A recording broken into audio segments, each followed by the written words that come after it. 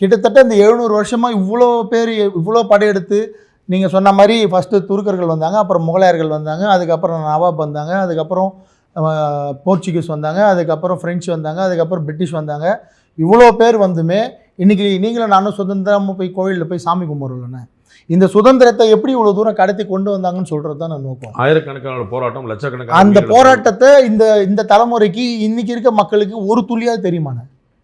நீங்க அதை வந்து நான் வந்தார்கள் வென்றார்கள் புத்தகம் படி வரலாற்று புத்தகமா கொடுங்க, ஆய்வு நூல்கள். ஆனா புத்தகமா 100 இருக்கு. சினிமா பண்ணும்போது 2 கதை சேர்ப்பீங்க. ஆனா பாண்டியனுக்கு நந்தினிக்கு வந்து ஐஸ்வர்யா ராயை கொண்டு வருவீங்க. நாங்க ஐஸ்வர்யா ராயன்னு பாப்போமா, நந்தினி பாப்போமா?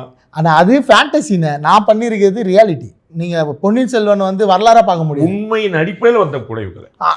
ஆதித்த கரிகாலனோட டெத் சஸ்பீசியஸ் தான், அது கடைசி வரைக்கும் சஸ்பீசியஸ். நீங்க நான் சொன்னது மொத்தமா பொன்னியின் செல்வன் படமே க்ளோஸ் டு த ரியாலிட்டி இருக்காது. இது க்ளோஸ் டு த ரியாலிட்டியாக இருக்கும். நீங்கள் நான் அந்த படத்தை எப்படி பார்த்தேன்னா ஒரு ஒரு ஃபேண்டசி படமாக தான் பார்க்குறேன். என் மக்கள் அப்படி வாழ்ந்துருப்பாங்கன்னு நான் நினைக்கிறேன்.